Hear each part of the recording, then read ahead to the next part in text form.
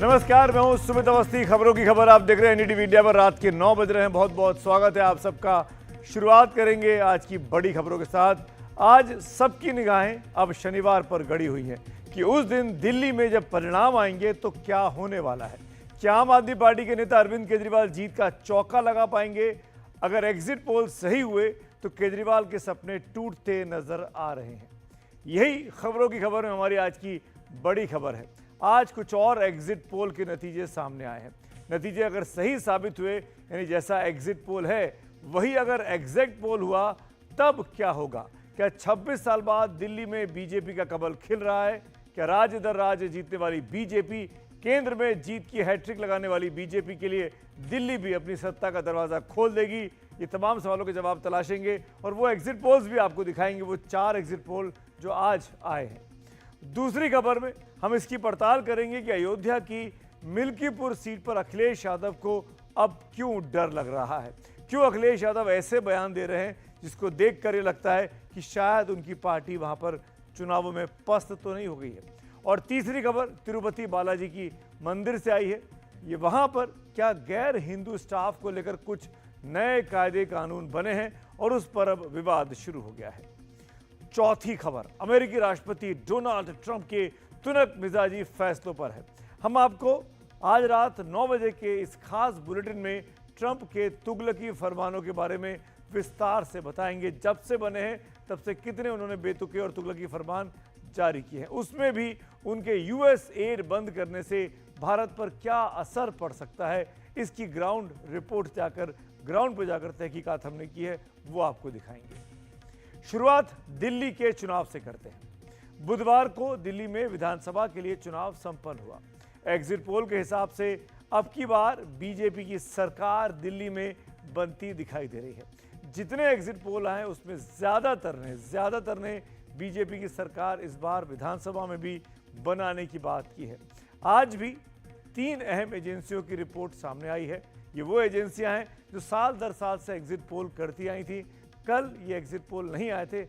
आज 24 घंटे के बाद इन्होंने तफसील से वो मेथड भी बताया, वो तरीका भी बताया और डिटेल्ड अपने सर्वे हमारे सामने रख दिए हैं। एक्सिस माई इंडिया के मुताबिक एग्जिट पोल में जहां आम आदमी पार्टी को 15 से 25 सीटें मिलने के आसार दिख रहे हैं, वहीं बीजेपी और सहयोगियों को 45 से 55 सीटें मिल सकती हैं।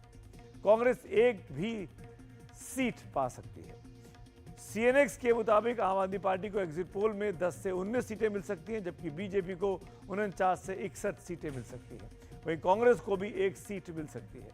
टुडेज चाणक्य के एग्जिट पोल के मुताबिक आम आदमी पार्टी 19 सीटों पर सिमट रही है, जबकि बीजेपी और सहयोगियों को 51 सीटें मिल सकती है। लेकिन कांग्रेस का खाता खुलता इस एग्जिट पोल में नहीं दिखाई देता है। तो कुल अब तक कल हमने आपको 10 एजेंसियों के एग्जिट पोल दिखाए थे। आज 3 और के एग्जिट पोल आए हैं। इन 13 एजेंसियों के एग्जिट पोल का निचोड़ देखेंगे तो आपको, अगर आप पोल ऑफ पोल्स की बात करें तो आम आदमी पार्टी को 27 सीटें मिल रही हैं और बीजेपी और उसके सहयोगियों को 42 सीटें 70 सदस्यीय विधानसभा में मिल सकती है। कांग्रेस का खाता खुल सकता है, 1 सीट मिलने के आसार दिखाई दे रहे हैं। एग्जिट पोल के रुझान क्या होंगे?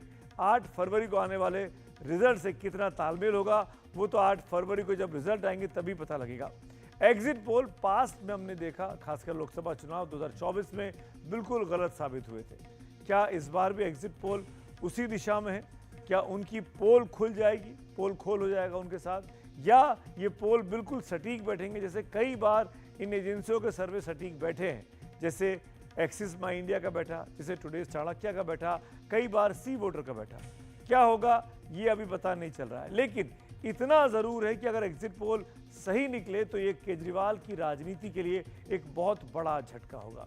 अरविंद केजरीवाल लगातार चुनाव जीतते आए हैं दिल्ली में, खासकर विधानसभा में 2013, 2015, 2020 3 बार मुख्यमंत्री बने चुनाव जीतने के बाद। लेकिन इस बार बहुत कांटे की टक्कर है, जबरदस्त एंटी इनकम्बेंसी की तरफ ये एग्जिट पोल्स इशारा कर रहे हैं। ऐसे लग रहा है कि दिल्ली की जनता ने गुस्से में, आक्रोश में आकर वोट किया है और वो उनकी पार्टी के खिलाफ है, यानी आम आदमी पार्टी के खिलाफ है। क्या दिल्ली का शाही दरवाजा खुल रहा है भारतीय जनता पार्टी के लिए? हमारे साथ इसी मुद्दे पर बात करेंगे, कुछ खास मेहमान भी जुड़ेंगे, वरिष्ठ पत्रकार भी हमारे साथ होंगे। लेकिन ये बहुत ज़रूरी है कि आंकड़े अपने साथ एक बार फिर देखिए। एक्सिस माई इंडिया जो लगातार कई सही सर्वे दे चुका है, वो आज ये कह रहा है कि 45 से 55 सीटें भारतीय जनता पार्टी जीतेगी। आम आदमी पार्टी, जिसके आज की तारीख में 62 विधायक हैं, वो 15 से 25 के बीच कहीं रह जाएगी। अगर हम बीच का नंबर निकालें तो आपको 20 बोल रहे हैं और भाजपा को 50 बोल रहे हैं। अदर्स के खाते में 1 है।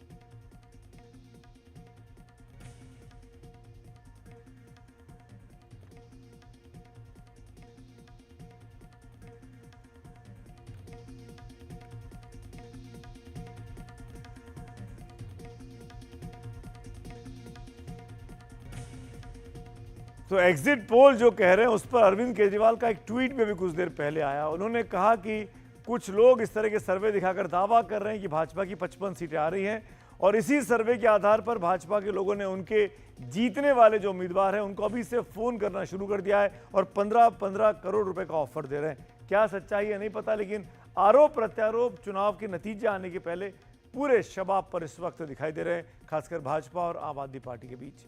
दिल्ली चुनाव में क्या होगा इसको तो एग्जिट पोल चाहे जो भी कहे, लेकिन बीजेपी और आम आदमी पार्टी दोनों के नेताओं की धुकधुकी तो जरूर बढ़ रही होगी। समाजवादी पार्टी के अध्यक्ष अखिलेश यादव चुनाव आयोग पर इस कदर नाराज हैं कि आज उन्होंने देश के केंद्रीय चुनाव आयोग को मृत घोषित कर दिया। अखिलेश को लगता है कि मिल्कीपुर में जो विधानसभा का उपचुनाव हुआ उसमें जबरदस्त धांधली हुई है। आखिर मिल्कीपुर क्यों और कैसे अखिलेश को डरा रहा है, क्यों अखिलेश यादव को धुकधुकी मची है, इसको जानने के लिए आपको ये हमारी खास रिपोर्ट देखनी चाहिए।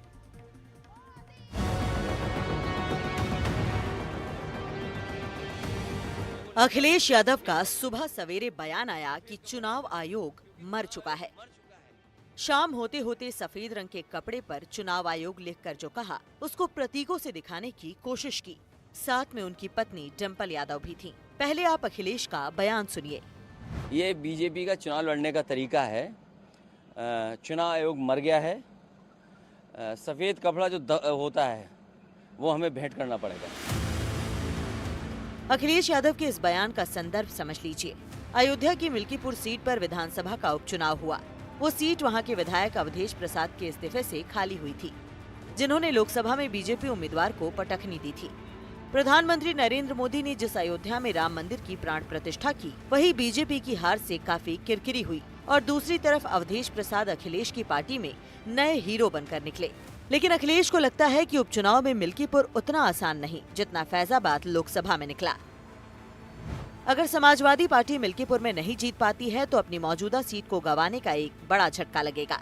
फिर ये संदेश जाएगा कि लोकसभा में फैजाबाद सीट जीतना समाजवादी पार्टी के लिए तीर नहीं बल्कि एक तुक्का था।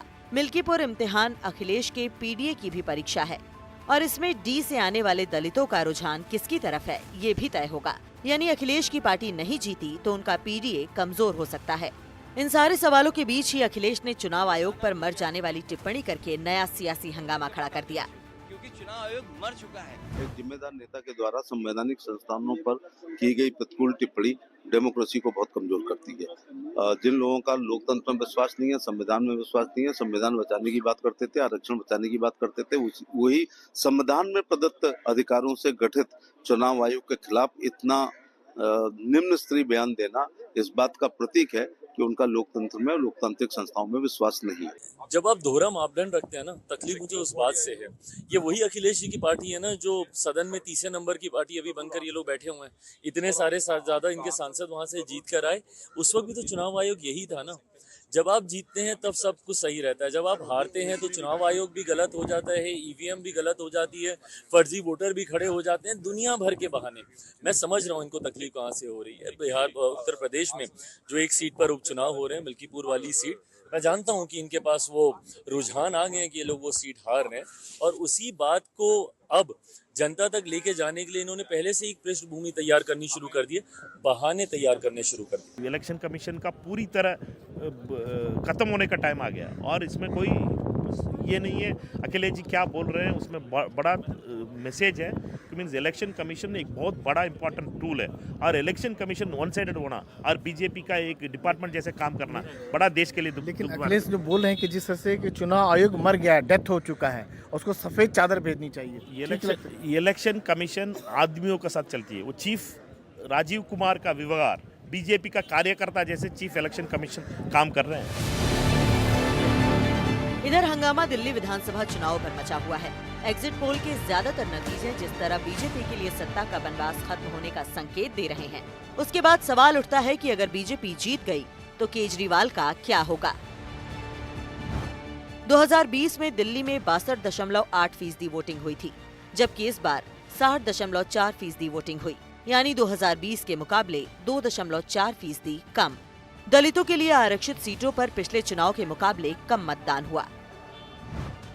2020 में आरक्षित 12 सीटों पर 65.1% वोटिंग हुई थी, जबकि इस बार 61.7% वोटिंग हुई, यानी 2020 के मुकाबले 3.4% कम। वहीं दिल्ली की मुस्लिम बहुल 10 सीटों पर भी अब की बार मतदान फीसदी घट गया। 2020 में मुस्लिम बहुल 10 सीटों पर 66% वोटिंग हुई थी, जबकि इस बार 62.8% वोटिंग हुई है, यानी 2020 के मुकाबले 3.2% कम। मुस्लिमों को केजरीवाल का परंपरागत वोट माना जा रहा था, लेकिन ऐसा लगता है कि उनके अंदर भी नाराजगी है। केजरीवाल ने हिंदू पुजारियों और ग्रंथियों को सैलरी देने का वादा किया था, लेकिन मौलवियों का आरोप है कि उनकी तो केजरीवाल ने सुनी ही नहीं। अपनी तनख्वाह के लिए चुनाव से पहले केजरीवाल के घर जाने वाले साजिद रशीदी कह रहे हैं कि उन्होंने तो बीजेपी को वोट दिया है। मुसलमानों को डराया जाता है बीजेपी के नाम पर, और विपक्षी पार्टियां ये कहती हैं कि मुसलमान बीजेपी को हराने के लिए वोट करता है, और उनके जहन में, मुसलमानों के दिमाग में ये बात डाली जाती है कि बीजेपी को हराओ, नहीं तो बीजेपी आएगी तो आपके अधिकार छीन लिए जाएंगे, आपका वोटर अधिकार भी छीन लिया जाएगा। इसलिए मुसलमानों के दिल से वो डर ख़त्म करने के लिए मैंने वोट किया है। मैं दिल्ली में अगर बीजेपी सरकार बनेगी तो मैं फिर मुसलमानों से ये कहूँगा कि देखो, इन 5 सालों में मेरा कौन सा अधिकार बीजेपी ने छीना है, वो मैं दिखाने और बताने का काम करूँगा। अब एग्जिट पोल के दावों और वोटों के रुझान के बीच इंतजार है शनिवार का कि किसके सिर दिल्ली का ताज सजेगा। एनडीटीवी इंडिया की रिपोर्ट।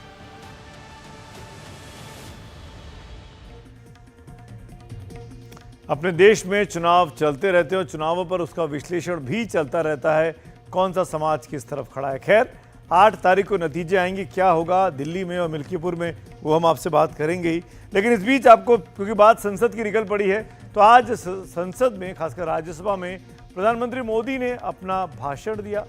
राष्ट्रपति के अभिभाषण पर जो धन्यवाद प्रस्ताव पर बहस चल रही है, उसका जवाब देते हुए करीब करीब 90 मिनट तक पीएम बोले। आज उनके इस लंबे भाषण में दिए गए वो 4 उदाहरण मैं आपको सुनाने जा रहा हूं जो सबसे ज्यादा चर्चा में है। यही सदन में कांग्रेस के एक माननीय सदस्य हैं, मौजूद है, जिनके पिताजी के पास खुद के पैसे थे, किसी से लेना नहीं था, और कार खरीदना चाहते थे। यहां मौजूद एक एमपी है कांग्रेस के, उनके पिताजी खुद के पैसे से कार खरीदना चाहते थे। 15 साल तक उनको कार के लिए इंतजार करना पड़ा था। स्कूटर लेना हो तो बुकिंग करवा के पैसा देना, 8-8, 10-10 साल एक स्कूटर खरीदने में लग जाता था। और अगर मजबूरी में स्कूटर मानो बेचना पड़ा तो उसके लिए सरकार से परमिशन लेनी पड़ती थी। गैस सिलेंडर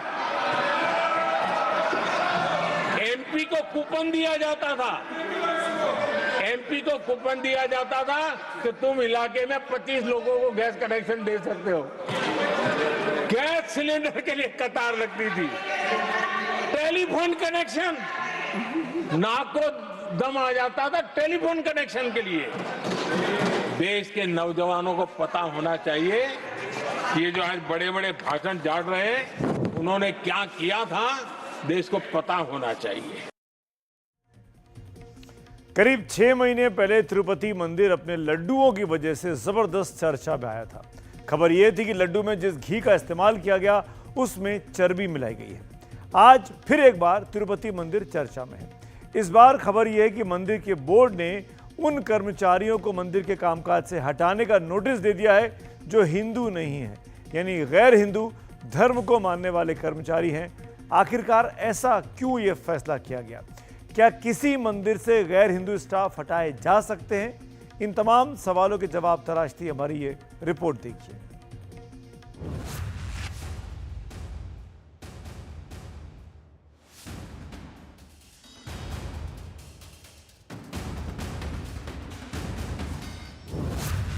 कुछ महीने पहले लड्डुओं को लेकर खबरों में रहा तिरुपति मंदिर अब एक और वजह से चर्चा में है। मंदिर के कुछ कर्मचारियों के खिलाफ अनुशासन संबंधी कार्रवाई के आदेश जारी हुए हैं। तिरुपति मंदिर में काम करने वाले 18 कर्मचारियों के खिलाफ एक्शन की तैयारी है। मंदिर की देखरेख करने वाले तिरुमाला तिरुपति देवस्थानम बोर्ड ने आदेश दिया है कि ये कर्मचारी या तो किसी ऐसे विभाग में ट्रांसफर ले लें जो गैर धार्मिक हो, या फिर उन्हें वीआरएस लेना पड़ेगा। आरोप है कि ये 18 स्टाफ गैर हिंदू गतिविधियों में लिप्त रहे हैं। आपको बताएंगे पूरा मामला क्या है और इस फैसले का नतीजा क्या हो सकता है। लेकिन आगे बढ़ने से पहले आपको याद दिला दें कि पिछले साल 19 सितंबर तिरुपति मंदिर से जुड़ी एक खबर तब चर्चा में आई थी जब आंध्र प्रदेश के मुख्यमंत्री चंद्रबाबू नायडू ने यह आरोप लगाया था कि जगन मोहन रेड्डी सरकार के कार्यकाल में तिरुपति मंदिर के लड्डू में जानवरों की चर्बी मिलाई गई थी। और अब यह खबर आ रही है कि मंदिर का बोर्ड गैर हिंदू कर्मचारियों को मंदिर से ट्रांसफर लेने या वीआरएस यानी वॉलंटरी रिटायरमेंट लेने का नोटिस भेज चुका है।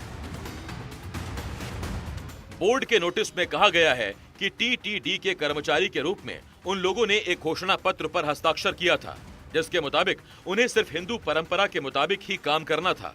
बोर्ड के फैसले के पक्ष में तर्क दिया जा रहा है कि जो लोग हिंदू धर्म और अनुष्ठानों की प्रक्रिया को नहीं समझते हैं वो मंदिर में आने वाले भक्तों के साथ न्याय नहीं कर पाएंगे और न ही अपनी जिम्मेदारी ठीक तरीके से निभा पाएंगे।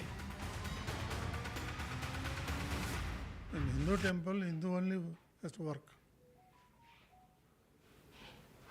No other religion. So are there non-Hindus also there now? There are people. They are putting some name Venkateshwar Rao and he is going to the church. They are all converted. We'll find out that who are there with TTD Vigilant. And I'll ask that report also. We'll take some action. Andhra Pradesh सरकार ने कहा है कि ये कदम मंदिर की पवित्रता को बरकरार रखने के लिए उठाया गया है। I want to be very clear that there are religious sentiments involved. It's, to be honest, if you look at a Hindu is not allowed to work in a mosque. It's as simple as that. And vice versa also applies.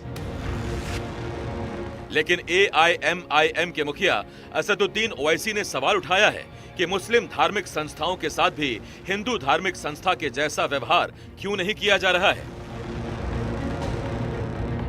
Andhra Pradesh endowment board में और TTD में कोई non Hindu member तो बन ही नहीं सकता, ना trustee बन सकता है। एम्प्लॉयज को भी नहीं रख रहे हैं, तो फिर वही फॉलो करिए ना। यहाँ पर आप क्यों बीजेपी का सपोर्ट कर रहे हैं नारा चंद्रबाबू नायडू? जब टीटीडी के लिए नॉन हिंदू का रहना बड़ी गलत बात है, तो फिर एक नॉन मुस्लिम का स्टेट वक्फ बोर्ड मेंबर रहने का जो प्रोविजन बीजेपी कर रही है वो क्या बुरी बात नहीं है?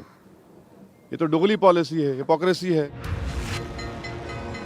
हिंदू संगठनों का कहना है कि जैसे दूसरे धर्मों में किसी पूजा या उपासना स्थल को लेकर कायदे कानून होते हैं, वैसे ही हिंदू धर्म में भी हैं। इसीलिए तिरुपति मंदिर से गैर हिंदू कर्मियों को बाहर किए जाने का फैसला बिल्कुल सही है। किसी धार्मिक स्थान की अपनी एक मर्यादाएं होती हैं, अपनी एक आस्था होती है। जैसे अगर मैं चाहूं भी तो भी मैं हज को देखने नहीं जा सकता,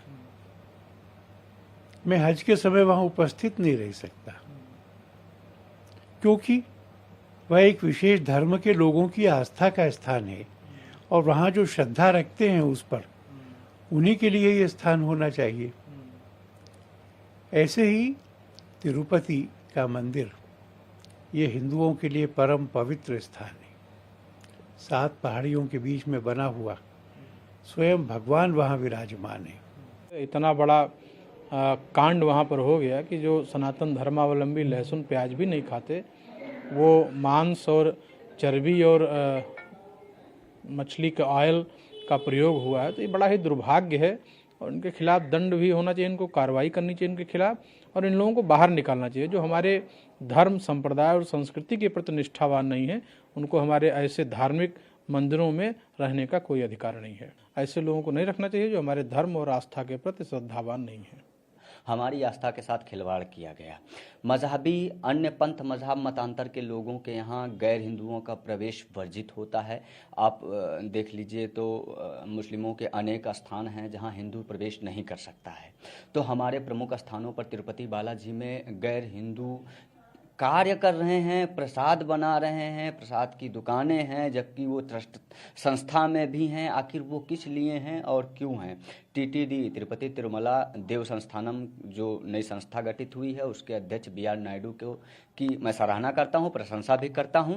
और उन्होंने जो सरकार से मांग की है आंध्रा गवर्नमेंट, स्टेट गवर्नमेंट से, पूर्ण रूप से हम सहमत हैं कि आखिर 44 से ज़्यादा लोग वहाँ गैर हिंदू किस लिए अभी भी किस लिए कार्य कर रहे हैं? क्या जो घात हमारे साथ किया गया, क्या जो वसा मांस रक्त मिलाकर प्रसाद में वितरण कराया गया, वह क्या कम था हिंदू आस्था को चोट पहुंचाने के लिए? आंध्र प्रदेश में राजनीतिक दल अब और भी आक्रामक हिंदू रुख लेते हुए नजर आ रहे हैं। तिरुपति लड्डू के विवाद के बाद उप मुख्यमंत्री पवन कल्याण ने सनातन धर्म संरक्षण समिति की मांग की थी और अब नारा लोकेश कह रहे हैं कि टीटीडी की कार्रवाई उनके सरकार की नीति के अनुरूप है जो सनातन धर्म की रक्षा करना चाहती है। तिरुपति से इनपुट्स के साथ उमा सुधीर, NDTV इंडिया के लिए। दरअसल धार्मिक अनुष्ठानों में लड्डू का विशेष महत्व है। गणपति से लेकर तिरुपति तक लड्डू का चढ़ावा चढ़ता है। तिरुपति जाने वाले श्रद्धालु वहां से लौटते हैं तो साथ में प्रसाद के तौर पर लड्डू लाना नहीं भूलते हैं। पिछले दिनों आरोप लगा कि जगन रेड्डी सरकार के कार्यकाल में तिरुपति के लड्डू में जानवरों की चर्बी का इस्तेमाल किया गया था। आंध्र प्रदेश में जब चंद्रबाबू नायडू की सरकार आई तो उन्होंने ऐलान किया कि तिरुपति मंदिर की व्यवस्था दुरुस्त की जाएगी। तो क्या ये माना जाए कि गैर हिंदू कर्मचारियों को हटाने का फैसला उसी कार्रवाई का हिस्सा है? तिरुपति वेंकटेश्वर मंदिर आंध्र प्रदेश के तिरुपति जिले में है। यहाँ एक छोटा सा शहर है तिरुमला। तिरुमला की पहाड़ियों पर स्थित है तिरुपति मंदिर, जो भगवान वेंकटेश्वर को समर्पित है। मंदिर में काम करने वाले कर्मचारियों को लेकर नियम क्या कहते हैं? क्या मंदिर का बोर्ड ये तय कर सकता है कि वहाँ काम करने वाले लोगों का मजहब क्या होना चाहिए? इस सवाल के जवाब से पहले जरा तिरुपति के लड्डू पर ध्यान दीजिए। बेसन, काजू, इलायची, घी, चीनी, मिश्री, किशमिश से लेकर बनते हैं तिरुपति के लड्डू। तिरुमला तिरुपति देवस्थानम बोर्ड ने दावा किया कि जगन मोहन रेड्डी सरकार के कार्यकाल में तिरुपति के लड्डू में जानवरों की चर्बी का इस्तेमाल किया गया। टीटीपी ने बाकायदा आंकड़ों के साथ जानकारी दी कि प्योर मिल्क फैट की रीडिंग 95.68 से 104.32 के बीच होती है। लेकिन जगन मोहन रेड्डी सरकार के कार्यकाल में तिरुपति के लड्डू में जिस घी का इस्तेमाल हुआ उसके फैट का वैल्यू सिर्फ 20 था। इसका मतलब ये हुआ कि घी में बेहद निम्न स्तर की मिलावट की गई। लेकिन जगन मोहन रेड्डी सरकार के कार्यकाल में गड़बड़ी हुई तो चंद्रबाबू नायडू सरकार को इसका पता कैसे चला? क्रोनोलॉजी समझिए। 4 जून को आंध्र प्रदेश विधानसभा चुनाव के नतीजे आए। 12 जून को नई सरकार ने राज्य की कमान संभाल ली।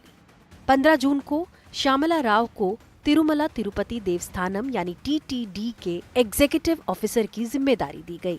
22 जून को एक कमेटी का गठन किया गया जिसे टीटीडी के कामकाज में गड़बड़ी की जांच करने को कहा गया। 7 जुलाई को पाया गया कि तिरुपति मंदिर के लड्डू को बनाने में इस्तेमाल घी की खरीद में गड़बड़ी हुई है और तभी ये तय किया गया कि प्रसाद के सैंपल को जांच के लिए लैब में भेजा जाएगा। आइए अब आपको बताएं कि नियम क्या कहते हैं। क्या मंदिर के बोर्ड को हक है कि वो कर्मचारियों का चुनाव उनके धर्म के आधार पर करे? दरअसल संविधान का आर्टिकल 16 धार्मिक संस्थानों को ये अधिकार देता है कि वो अपने धर्म से जुड़े लोगों को काम पर रखे। इसी तरह नवंबर 2023 में आंध्र प्रदेश हाई कोर्ट ने भी कहा था कि ट्रस्ट या बोर्ड सेवा की शर्तें तय कर सकता है। उसे तय करने का अधिकार है कि कर्मचारी हिंदू धर्म का पालन करने वाला हो। जो भी हो, दुनिया के सबसे धनवान मंदिर ट्रस्ट में शुमार तिरुपति मंदिर का बोर्ड फिलहाल चर्चा में है और इसकी वजह भक्तों की तरफ से किया जाने वाला दान तो नहीं है। Bureau report, NDTV India. दक्षिण भारत के तिरुपति से आपको उत्तर भारत की ओर ले आता हूं। बात करते हैं उन 104 भारतीयों की जिन्हें कल अमेरिका ने वापस हिंदुस्तान लौटा दिया। आरोप है कि ये सभी लोग वहां पर गैर कानूनी तरीके से रह रहे थे, यानी इलीगल इमिग्रेंट्स थे। आज संसद में इस मुद्दे पर जबरदस्त हंगामा हुआ। विपक्ष ने कहा, जिस अमानवीय तरीके से अमेरिका ने भारत के लोगों को वापस भेजा है वो बिल्कुल नहीं होना चाहिए था। ये उनके मानवाधिकारों का हनन है। इस पर विदेश मंत्री ने क्या जवाब दिया, आपको सुनाते हैं। साथ ही आपको उन लोगों की आप बीती भी सुनाएंगे जिन्होंने लाखों रुपए खर्च किए, रास्ते में यातनाएं सही, कई महीनों की यात्रा की, अमेरिका पहुंचे और उसके बाद वहां पर इलीगल घोषित कर दिए गए और वापस हिंदुस्तान भेज दिए गए।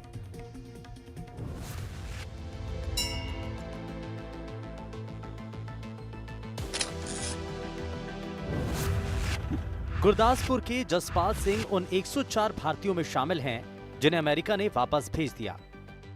जसपाल अमेरिका जाने के लिए 2.5 साल पहले पंजाब से निकले, लेकिन अमेरिका तक पहुंचते पहुंचते साल 2025 की जनवरी आ गई।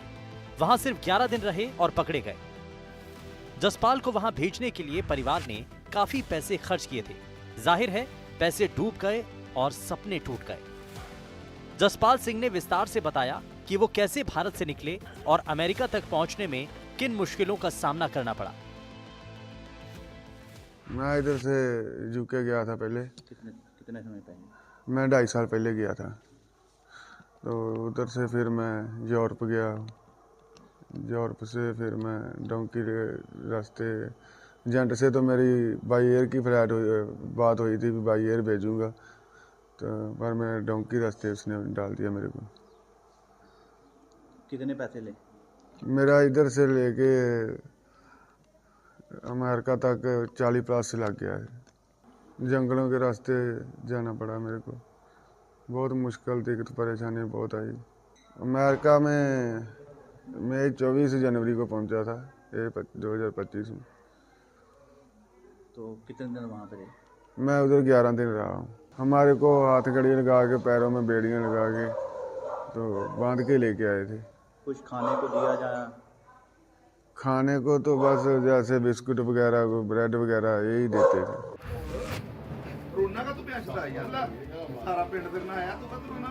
कुछ ऐसी ही कहानी होशियारपुर के गांव दारापुर में रहने वाले सुखपाल सिंह और टाहली गांव के हरविंदर सिंह की भी है।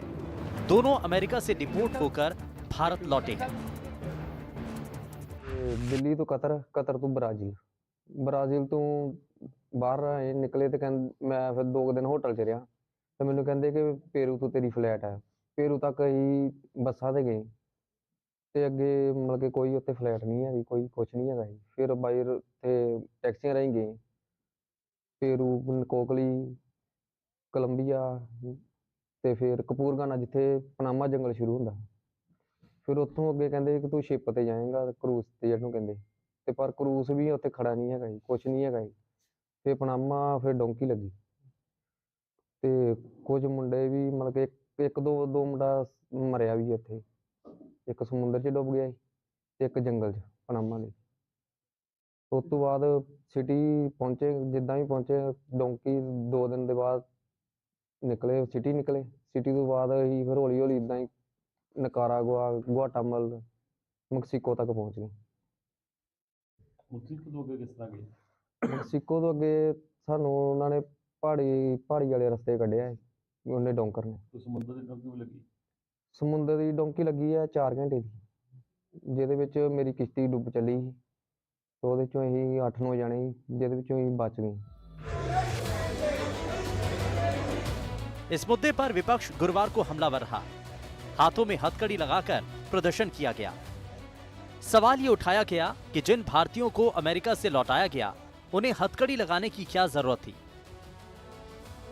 मोदी जी, ट्रंप जी बहुत अच्छे मित्र हैं और मोदी जी ने ऐसे क्यों होने दिया? क्या हम अपना जहाज नहीं भेज सकते थे उनको लेने के लिए? इस तरह से क्या इंसानों के साथ बर्ताव किया जाता है कि उनको हथकड़ियाँ पहना के, बेड़ियाँ पहना के भेजा यहाँ पे? सवाल सिर्फ ये नहीं कि अमेरिका से हालात के मारे भारतीयों को दासों की तरह बेड़ियों में जकड़कर अमानवीय परिस्थितियों में भारत भेजा गया।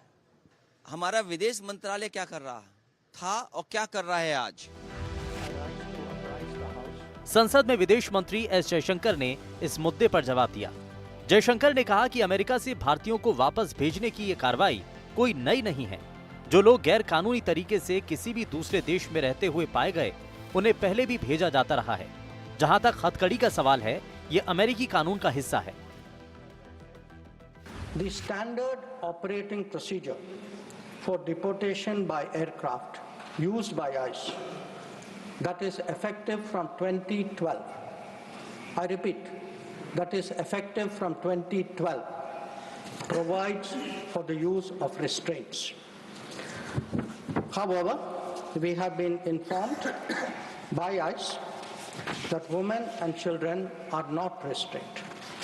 Further, the needs of deportees, including during transit, related to food and other necessities, including possible medical emergencies, are attended to. During toilet breaks, deportees are temporarily unrestrained if needed in that regard. This is applicable to chartered civilian aircraft as well as military aircraft. America ने 104 ऐसे भारतीयों को 5 जनवरी को वापस भारत भेजा है जो वहां गैर कानूनी तरीके से रह रहे थे। 12 फरवरी को प्रधानमंत्री मोदी अमेरिका जा रहे हैं। Bureau report, NDTV India. अमेरिकी राष्ट्रपति डोनाल्ड ट्रंप के फैसलों से दुनिया इस वक्त हैरान है। उन्होंने एक फैसला किया है कि 6 दशक से अमेरिका दुनिया को मानवीय मदद जो कर रहा था वो अब नहीं करेगा। हालांकि भारत को वो पैसे बहुत कम मात्रा में मिलते थे, लेकिन देश के अलग अलग हिस्सों पर क्या असर पड़ रहा है, इसको समझने के लिए हमारी ये खास रिपोर्ट देखिए।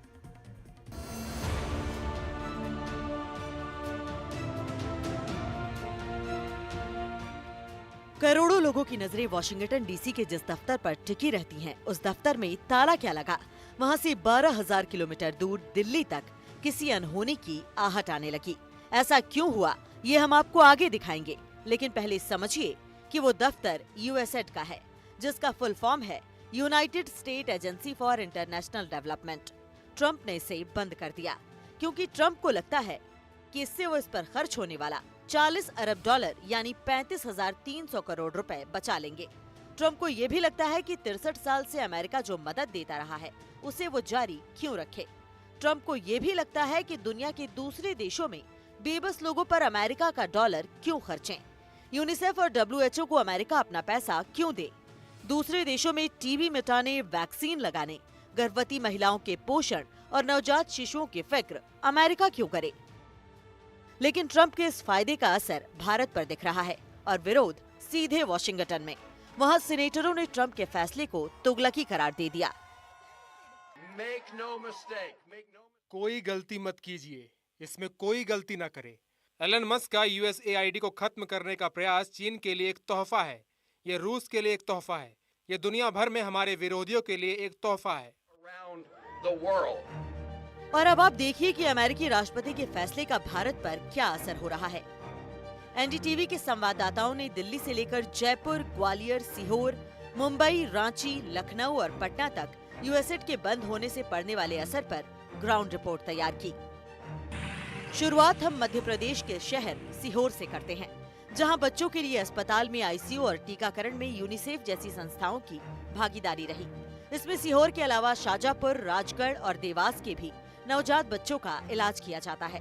इसमें 4 वेंटिलेटर, 30 वार्मर और फोटोथेरेपी मशीनें रखी गई हैं। बच्चों के वैक्सीन के सारे टीके लगवाने में 30 से 40 हजार रुपए तक खर्च होते हैं। लेकिन वॉशिंगटन में बैठे ट्रंप का इस मदद से हाथ खींच लेने का बुरा असर पड़ सकता है। हैं, WHO है, यूनिसेफ है, और ये वैक्सीनेशन प्रोग्राम जो शासन का सरकार द्वारा चलाया जाता है, ये पूर्णतः निःशुल्क रहता है और इसकी पूरी तरह से मॉनिटरिंग की जाती है और इसके बहुत सारे बीमारी से बचाने में ये मददगार होता है। मध्य प्रदेश के ही दूसरे शहर ग्वालियर में हम आपको लेकर चलते हैं, जहां यूएसएड फंड के बंद होने का बहुत नकारात्मक असर पड़ने का डर है। इससे ग्वालियर में स्वास्थ्य, महिला सुधार, आंगनबाड़ी, टीबी और एड्स जैसी बीमारियों से लड़ने वाले सभी प्रोजेक्ट लटक सकते हैं। इसके कारण उन गैर सरकारी संगठनों की चिंता बढ़ गई है जो ऐसे प्रोजेक्ट पर काम कर रहे हैं। आपके यहाँ क्या होंगे? आपके अंदर हॉस्पिटल के अंदर जो इम्प्रूवमेंट हो रहे हैं, जो मशीनरीज हैं, जो दवाइयाँ हैं और ट्यूबरक्लोसिस पे जो काम है, HIV एड, उसमें उनका फंड गवर्नमेंट तरफ है। ग्वालियर में ऐसी कोई 20-25 तरह की योजनाएं चल रही होंगी जिनमें USAID का फंड होगा, क्योंकि वो तो गवर्नमेंट टू गवर्नमेंट वो करते हैं। उनके एक्सपर्ट्स आते हैं, उनको ट्रेनिंग देते हैं, मशीनें देते हैं, तो बहुत बड़ा असर है। उसी तरह राजस्थान में भी कई योजनाओं पर ट्रंप के फैसले का असर होगा। यूएसएड से राजस्थान में पौधारोपण और बाघों के संरक्षण का काम किया जाता है। उसी तरह टीकाकरण ड्राइव के लिए अमेरिका से पैसा आता है। यूएसएड की मदद से राजस्थान में रूम टू रीड और RSCERT ने बच्चों को मातृभाषा में पढ़ाने के लिए 27 किताबों का प्रकाशन शुरू किया था। ये किताबें हिंदी, बागड़ी और गरासिया भाषा में छापी गयी। लेकिन अब आगे क्या होगा, ये एक बड़ा सवाल है।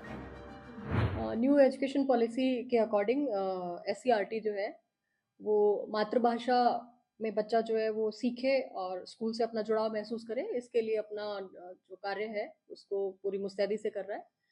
प्राथमिक तौर पे हमने डूंगरपुर और सिरोही 2 जिलों के ब्लॉक्स में इसको शुरू किया। अभी 9 अन्य जिलों में भी हमारा काम जो है MLE को लेकर के चल रहा है। हमारे कई सारे नॉलेज पार्टनर्स हैं जो तकनीकी तौर पे हमारा इसमें सहयोग कर रहे हैं। रूम टू रीड है, यूसेड है, यूनिसेफ है, टाटा ट्रस्ट है, बहुत सारे NGO पार्टनर्स हैं जिनके साथ मिलकर के हम इस काम को कर रहे हैं। उसी तरह यूएसएड ने राजस्थान में जमीनी स्तर पर काम करने वाली कई संस्थाओं को ग्रांट भी दिया। बाड़मेर में पब्लिक हेल्थ पर काम करने वाली संस्था धारा संस्थान ने यूएसएड के साथ मिलकर वैक्सीनेशन ड्राइव चलाया था। यूएसएड के बंद होने से धारा का ये अभियान प्रभावित होगा।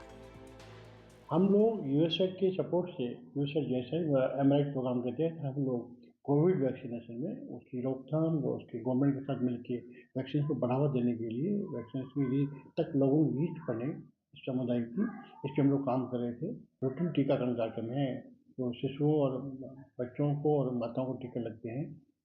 वो टीकों को भी लोग टीकों की जो चेन कंप्लीट हो और चेन बनने के लिए हमने पूरा परफेक्ट प्रयास किया था, जो अब यूएसएड के प्रोग्राम रुकने से तो काम तो प्रभावित होगा। वहीं रांची में यूएसएड के दफ्तर में ताला लग गया है। USAID के दफ्तरों का बंद होना भारत, खासकर झारखंड के लिए बेहद एक ढंग से कहा जाए तो बहुत ही नुकसानदेह है। और नुकसानदेह इसलिए नहीं कि एक UN एजेंसी का भारत में दफ्तरों का बंद होना, उनके कामकाज पर रोक लगना, बल्कि जनजातीय क्षेत्र वाले इलाके खासकर झारखंड में इसका विशेष प्रभाव पड़ता है। ट्रंप ने पैसे तो रोक दिए, लेकिन जिस तरह भारत आत्मनिर्भर होने की दिशा में बढ़ रहा है उसमें अपनी जरूरतों के लिए पैसे खुद ही जुटा लेगा। NDTV इंडिया की रिपोर्ट। ट्रंप ईरान से इस बात से खफा है कि वो गाजा पट्टी का सवाल क्यों उठाता है। वो गाजा में बसने वाले लोगों को भी विस्थापित करने की खुलेआम धमकी दे रहे हैं और वहां कब्जा करने की बात भी करते हैं। लेकिन ट्रंप के लिए यह आसान होगा या महज एक बंदर घुड़की बनकर रह जाएगा, इसको समझने के लिए ये रिपोर्ट देखिए।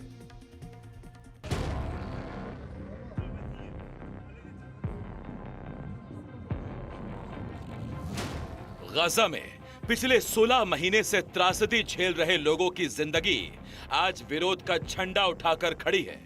ये विरोध है अमेरिकी राष्ट्रपति डोनाल्ड ट्रंप के उस बयान का जिसमें वो गाजा पर कब्जा कर लेना चाहते हैं। We're going to take over that piece.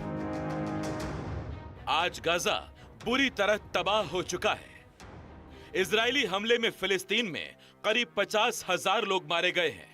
वहां बर्बादी का इतना कचरा जमा हो चुका है जिसे हटाने में 21 साल लग सकते हैं।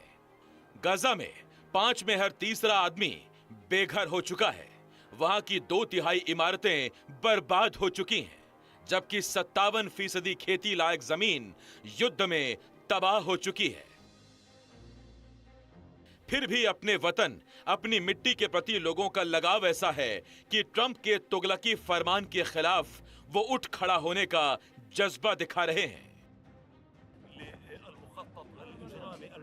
हम ट्रंप के आपराधिक नारकी योजना को साफ साफ नकारते हैं। वो हमारे लोगों को गाजा पट्टी से विस्थापित करने की बात कर रहे हैं, लेकिन इससे अपनी जमीन के लिए हमारा दृढ़ संकल्प मजबूत हुआ है।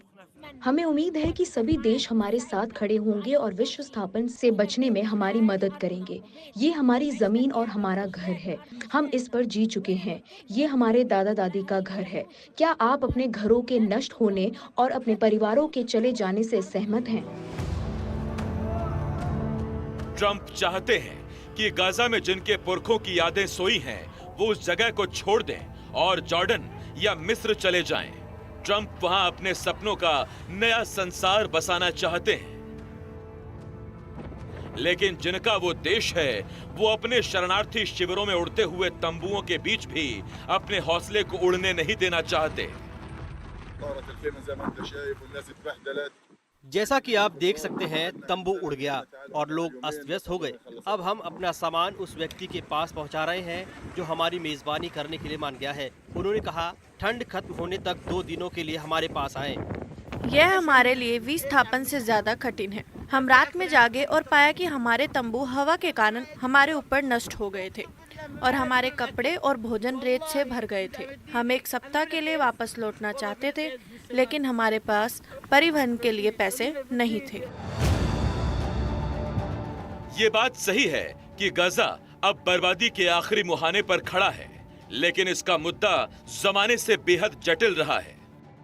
गाजा कोई स्वतंत्र या संप्रभु देश नहीं है। इसे फिलिस्तीन का हिस्सा जरूर माना जाता है। गाजा पर 2007 से ही हमास का कब्जा है, लेकिन अंतर्राष्ट्रीय कानूनों के मुताबिक अमेरिका गाजा पर नियंत्रण नहीं कर सकता। कब्जे के लिए उसे अंतर्राष्ट्रीय संधि करनी होगी। अगर अमेरिका जबरन युद्ध से गाजा पर कब्जा करना चाहेगा, तो संयुक्त राष्ट्र चार्टर किसी भी देश द्वारा दूसरे क्षेत्र पर जबरन कब्जा करने या शासन करने की इजाजत नहीं देगा। और अब तक की खबर यह है कि ट्रंप के तुगलकी बयान पर संयुक्त राष्ट्र ने सख्त आपत्ति जताई है। Any forced displacement of people. लोगों का कोई भी जबरन विस्थापन जातीय सफाई के समान है।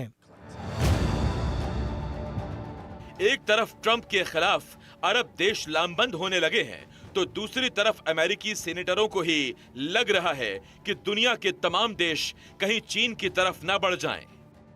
एनडीटीवी इंडिया की रिपोर्ट।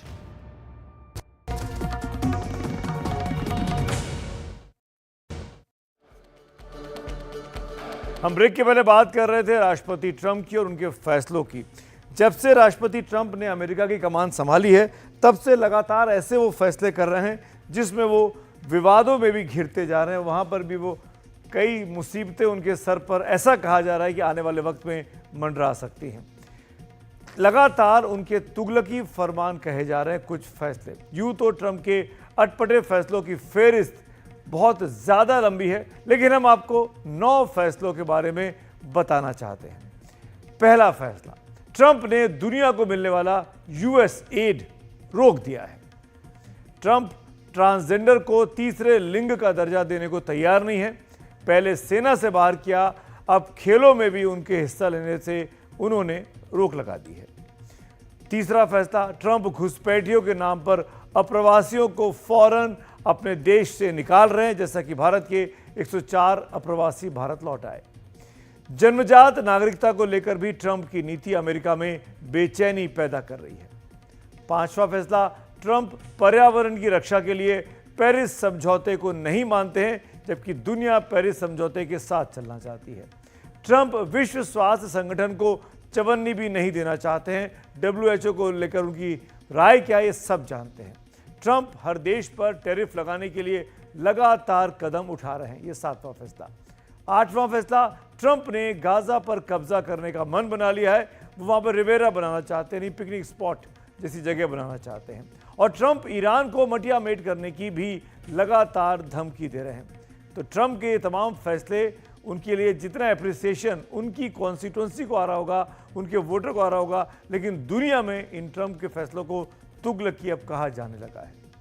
इसी नोट के साथ आगे चलेंगे और बता दूं मैं आपको कि आप कल रात 9 बजे आपसे मुलाकात होगी खबरों की खबर में, लेकिन आज फिलहाल इतना ही। मुझको दीजिए इजाज़त। शुभ रात्रि।